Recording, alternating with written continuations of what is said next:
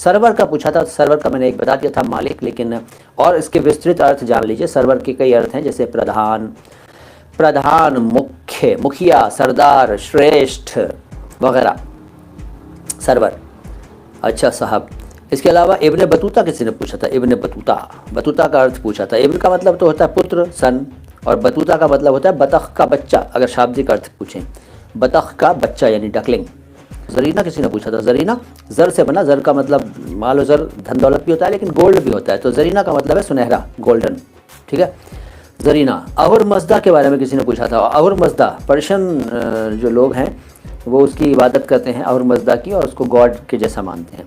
तो अहुर मजदा दो शब्दों से मिलकर बना, एक अहुर और एक मजदा। अहुर का मतलब होता है, अहुर मजदा का मतलब होता है lord of wisdom, lord of wisdom.